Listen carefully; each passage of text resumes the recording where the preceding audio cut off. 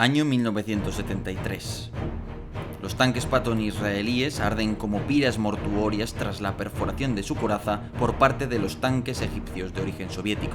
Todo el contraataque acorazado israelí sobre el canal de Suez es aplastado, y con él la joven nación pierde a miles de carristas, de tanquistas, y mientras tanto, en el Pentágono tomaban buena nota de lo sucedido. Claro, los estadounidenses ven perfectamente el paralelismo entre las tácticas usadas por los árabes y las tácticas usadas por Israel y las tácticas que usaría la OTAN en caso de que la Unión Soviética decidiera invadir Europa. Así que aquello ya da el impulso definitivo al programa que ya estaba en marcha, el programa para fabricar el M1 Abrams, el carro de combate que ha dominado el siglo XXI en Estados Unidos. Yo soy Yago Rodríguez y prepararos para conocer una de las máquinas más interesantes que se han producido en los últimos años. Y ahora, ¡comencemos! Y hablando del futuro de la guerra, permitidme presentaros al videojuego que te permite dirigir a toda una civilización moderna en pleno conflicto mundial. Conflict of Nations. Conflict of Nations es un juego gratuito online que te permite elegir a tu propio país para enfrentarte a otros 128 jugadores en tiempo real. Te permitirá elegir tu estrategia militar en función, por ejemplo, del tipo material que construyas. Puedes hacer como los rusos y centrarte en un ejército terrestre, como los estadounidenses y optar por la fuerza aérea, o como los británicos y optar por una fuerza naval. A mí lo que más me gusta personalmente es que puedes enfrentarte a tus oponentes durante varias semanas en una especie de tercera guerra mundial simulada. Que si haces clic en el enlace de abajo en la descripción, podrás obtener 13.000 de oro y un mes de suscripción premium gratis. Oferta solo disponible durante 30 días. No pierdas el tiempo y haz clic.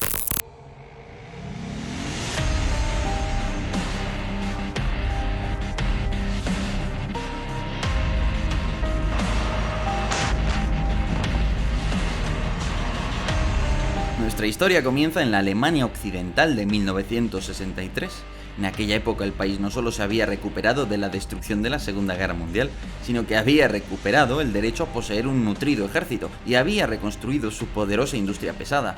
Incluso habían diseñado un nuevo tanque, un nuevo Panzer, el Leopard 1, pese a las molestias que provocaba aquello en Francia.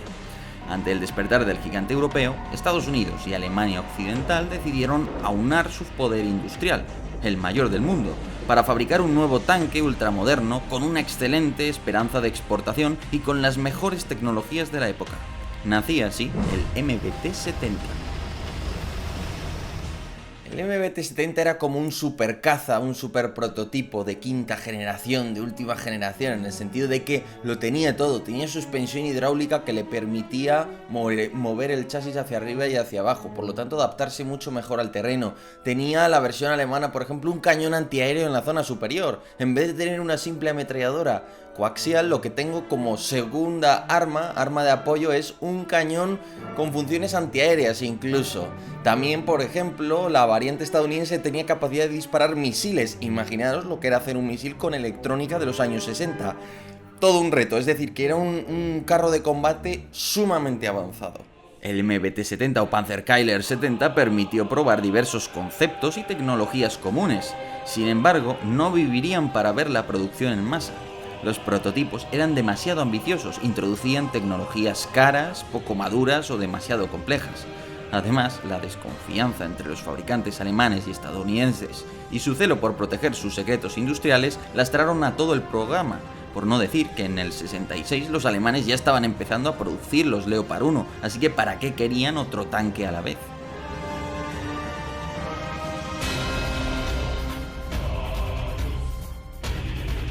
Entonces, finalmente, en diciembre de 1971, es el Congreso de los Estados Unidos el que decide cancelar definitivamente este programa, haciendo que desaparezca así la MBT Task Force, la fuerza de tareas para el MBT, que eran quienes debían decidir cuál sería y cómo sería el próximo carro de combate de Estados Unidos.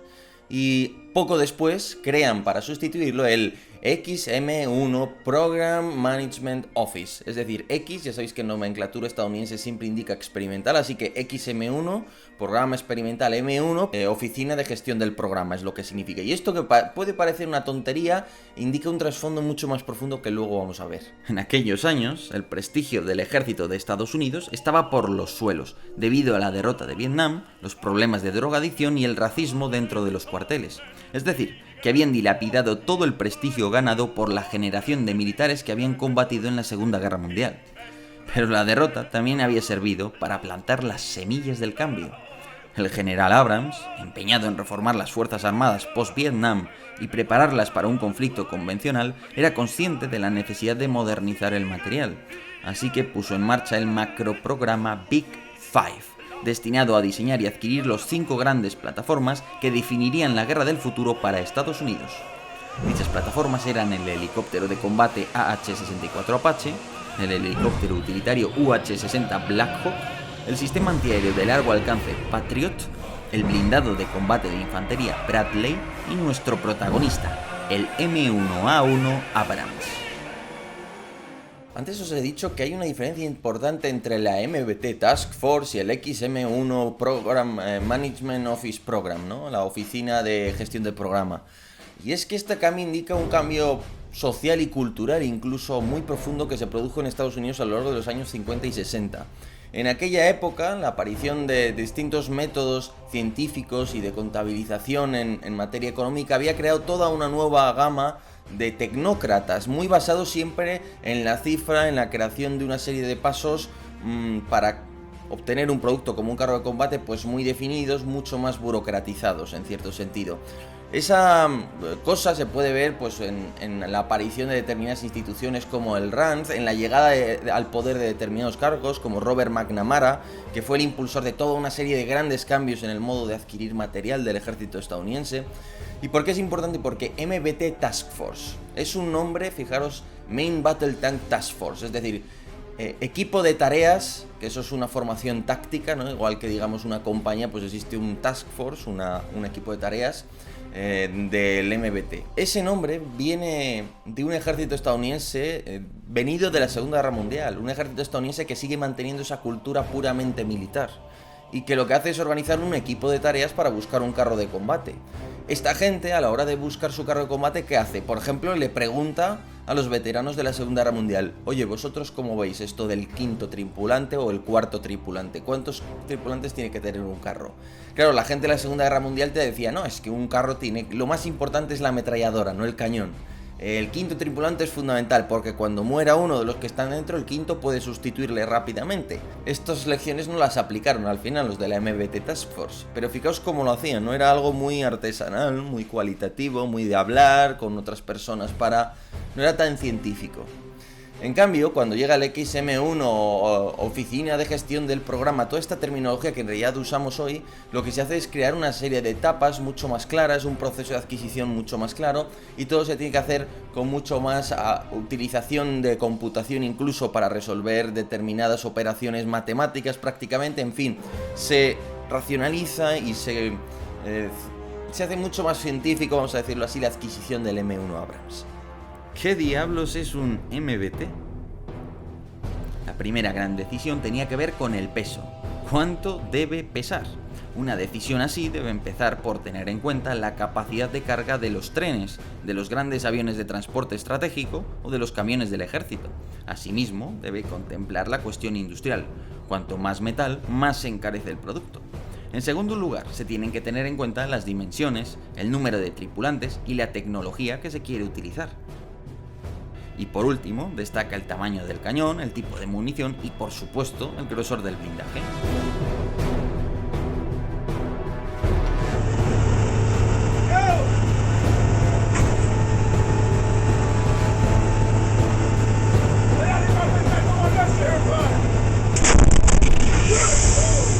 Claro, una cosa fundamental a determinar es el peso, ¿no? El peso me va a indicar si puedo cruzar determinados puentes y carreteras, va a suponer mayor o menor cantidad de acero, de determinados metales que son mucho más caros.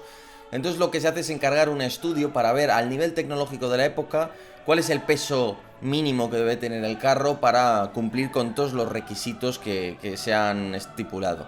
De tal manera que se llega a la siguiente conclusión: el peso máximo del M1 Abrams durante la competición no debe superar los 57,5 toneladas. Este carro de combate, por cierto, hoy día está alcanzando las 70 toneladas, así que aquella medida que tomaron para evitar que el carro pesara demasiado, pues ha permitido hoy día tener una capacidad de crecimiento que de otra manera el carro no hubiera tenido. Ahora, tan importante como eso es el blindaje. ¿Qué reglas se establece para medir el blindaje? Bueno, pues tiene que estar protegido en un arco de unos 60 grados. ¿Que de dónde viene esto de los 60 grados? Atentos. Quizás os sorprenda, pero esto de proteger el carro priorizando un arco de 60 grados es el fruto directo de las estadísticas de destrucción de carros de la Segunda Guerra Mundial, que llevan influyendo en el diseño de casi todos los tanques por lo menos desde hace 80 años. Y desde luego el M1 Abrams no fue una excepción.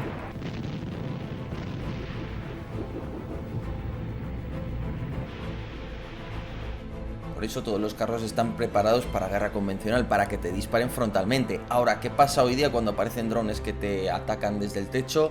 ¿O qué pasa cuando te encuentras en una situación de guerra de guerrillas donde los ataques te vienen por todos los 360 grados? Pues que los carros suelen tener más problemas.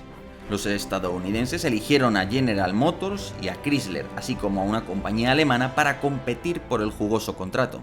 En aquella época, Alemania tenía listo un prototipo muy maduro, conocido como Leopard 2 AV, o versión austera, ya que se trataba de una adaptación económica del proyecto MBT-70. Pero los alemanes se tomaron muy en serio la competición, ya que tenían verdadero terror de que el espionaje industrial estadounidense espiara su secreto blindaje compuesto.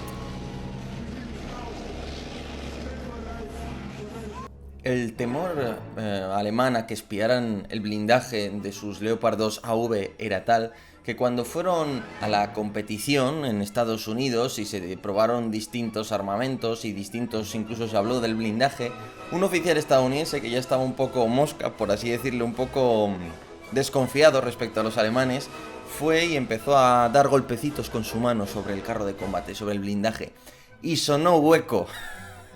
Total, que los alemanes ni siquiera habían llevado el carro de combate Leopard 2 con blindaje, lo que le permitía ser, por cierto, mucho más veloz. El dilema del motor. General Motors quería poner un motor de gasolina muy avanzado, pero que no estaba del todo maduro. En cambio, Chrysler, para distinguirse de su adversario, propuso usar una turbina de gas de 1500 caballos debido a que pesaba muy poco, y así tenía un margen mayor para incorporar otros artilugios.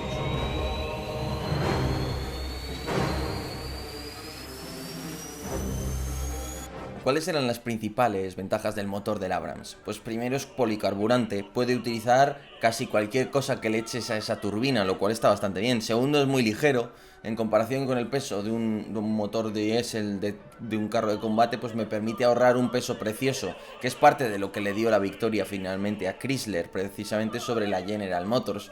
Por último, pero no menos importante, es muy silencioso, lo que me permite aproximarme a una unidad de infantería sin que ésta me escuche hasta que ya me tiene prácticamente encima.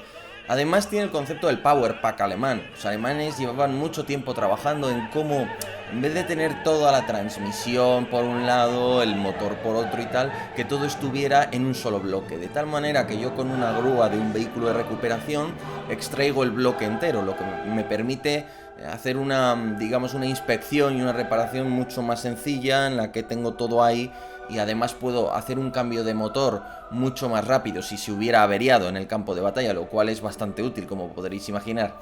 Eso sí, ¿cuáles eran las desventajas? Primero, el consumo. Ya sabemos que son 15 litros. Hacer así con la llave de un Abrams cuesta 15 litros. Encender el motor son 15 litros.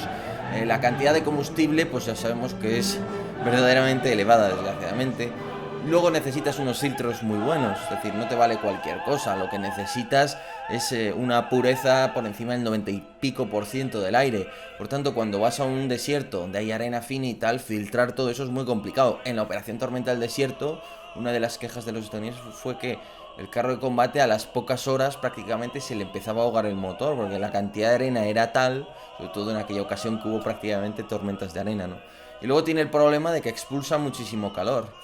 Es decir, así como en un Leopard 2 pues tienes ahí los ring coolers, los refrigeradores, una especie de ventiladores como los que tiene un ordenador. En este caso lo que tienes es una salida de gas, digámoslo así, por la que sale todo el aire caliente y es verdaderamente una enorme columna de calor. Entonces, de hecho, en las pruebas contra el Leopard 2 de detectabilidad pues era más detectable el M1 Abrams. Aunque Chrysler logró imponerse con su turbina de gas, es probable que su disparatado consumo de combustible haya imposibilitado la exportación del M1 Abrams, cuyo consumo es tal que no es adecuado ni para regalarlo. Ahora bien, ¿Qué sucedió con el blindaje?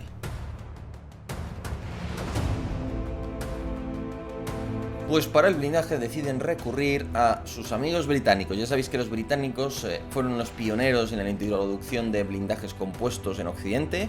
Sus carros Chieftain, los últimos modelos, ya tenían este tipo de blindaje y se había estudiado mucho en Chobham. Así que los estadounidenses van a hacer una visita y aprender cómo funciona ese blindaje. Recordemos el contexto. El general Abrams quiere un tanque para combatir en Europa contra la URSS, así que necesita un vehículo muy bien protegido para enfrentarse a los ataques con superioridad numérica soviética. Toda una lección de la guerra del Yom Kippur. Así, el blindaje del M1 Abrams, como el Leopard 2, se diseñó para ejecutar una suerte de defensa flexible, para efectuar contraataques locales, maniobras de flanco, proteger acciones de repliegue y retirada en el marco de un asalto masivo soviético donde estos en principio tendrían superioridad numérica.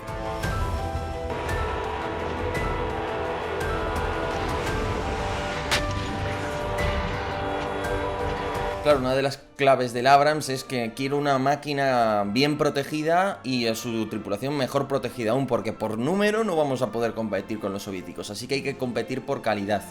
Y esto también tiene que ver con lo que le meten a ese blindaje, ¿no? Deciden crear un blindaje compuesto que utiliza en principio acero y sílice de cerámica. Es el típico blindaje compuesto con distintas capas y además van a tener un recubrimiento por todo el carro de combate de plomo. Ya sabéis que muchos tanques tienen un recubrimiento final para que cuando el proyectil rompa todo el blindaje, el orificio sea lo más pequeño posible y genere un cono de metralla dentro del carro lo más pequeño posible, ¿no? Por tanto, se limiten los daños. Bueno, pues con todo esto se va a hacer ese interesante blindaje del M1 Abrams que, como veremos en futuros vídeos, ha evolucionado mucho. La atención por la tripulación permitió incorporar un sistema automático para apagar incendios tras una penetración. Y sobre todo, el pañol blindado, que almacenaba casi toda la munición, que estaba diseñado para redirigir la fuerza de la explosión hacia el exterior, preservando así la vida de la tripulación, al menos en teoría. A estas medidas se sumaron otras, como la fabricación de propelentes de munición menos propensos a estallar o la incorporación de fluido hidráulico con nuevas fórmulas químicas menos flamables que en el pasado.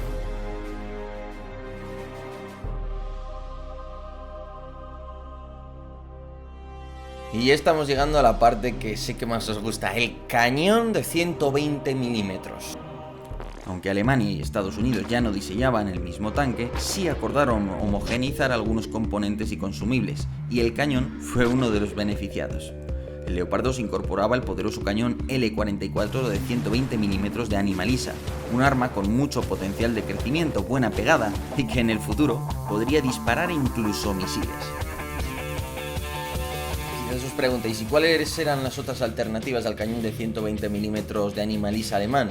Bueno, pues estaba el cañón de 120 milímetros de ánima rayada de los ingleses, que no lo querían ni los propios ingleses, con lo cual no era muy bueno. Y luego estaba el cañón tradicional de 105 milímetros, cuya idea era mantenerlo actualizado empleando munición de uranio empobrecido, que esto de hecho se hizo durante una temporada. Al final se impuso la fabricación bajo licencia del cañón alemán, aunque hasta que hubiera suficientes piezas de 120 milímetros, Estados Unidos desplegó sus M1 Abrams con el viejo y fiable 105 de 105 milímetros. Como curiosidad, pues se firma un acuerdo para que los estadounidenses produzcan bajo licencia el cañón alemán. ¿Podrían haberlo desarrollado los estadounidenses? Sí, pero bueno, ¿para qué si ya tienes un producto alemán bueno, probado y que te permite estandarizar el armamento?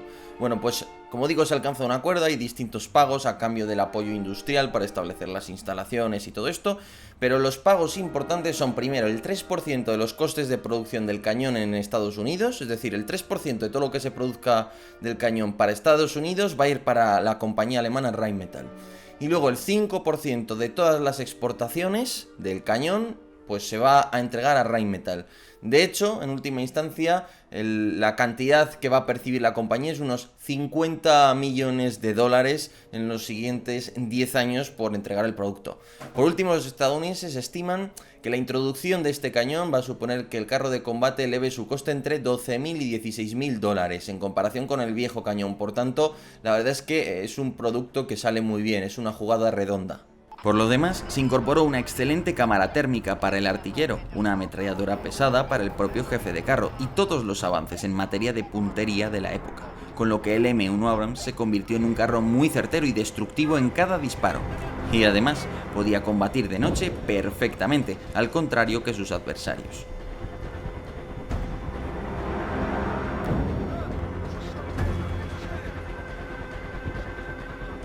Ahora bien, los primeros M1 Abrams tienen un defecto importantísimo. Luego se subsanaría, ojo, pero durante una gran temporada el problema es que solo tenían una verdadera óptica para controlar el cañón, que era la del tirador. Es cierto que el jefe de carro podía tener acceso a esa óptica, y en ese sentido había una suerte de sistema Hunter-Killer, como se conoce, pero la realidad es que el jefe de carro no tenía las mismas posibilidades de observación. Ya sabéis que en cualquier carro moderno tú siempre tienes dos ópticas, una para el jefe de carro, otra para el tirador. Esto de tener prácticamente solo una, por buena y moderna que lo era, para el tirador, pues hombre, es un defecto yo creo que muy importante, aunque como decimos se subsanó posteriormente. Por último, quizás os preguntéis por qué los estadounidenses, que son verdaderos amantes de la tecnología, desecharon la instalación de un cargador automático en favor de un cuarto carrista encargado de esa misión. La decisión, pues, fue fruto del deseo de simplificar el diseño, pues un autocargador implicaba un artilugio adicional bastante complejo y demandante de mantenimiento, además de que las labores diarias de una bestia de 60 toneladas podían ser excesivas para solo 3 hombres. Al fin y al cabo, el cargador humano no necesita mantenimiento, basta con adiestrarle en sacar y meter proyectiles, y cuando es necesario reemplazar un tripulante, montar guardias o distribuir el trabajo, permite que la tripulación esté más descansada, pues cuenta con un 25% más de tripulación que si hubieran sido solo 3 hombres. Así que nada, eso ha sido todo. Espero que os haya resultado tan apasionante como a mí la historia del M1 Abrams. No dudéis que hablaremos de muchos otros carros y sobre todo de este en más ocasiones. Tenemos que hablar aún de las versiones, de cómo ha sido el combate, de las historias tan interesantes de sus tripulantes, de su desempeño sobre los campos de batalla desde Irak hasta Ucrania, pasando por Marruecos, por ejemplo. Así que, como digo, eso ha sido todo. Muchísimas gracias a todos por estar ahí. Os invito a suscribiros a The Political Room por 10 euros al año, creo que merece mucho la pena. Y recordad, apuntaros a Conflict of Nations, os dejo abajo un enlace en la descripción para que podáis disfrutar de este videojuego. Un saludo a todos y hasta otra.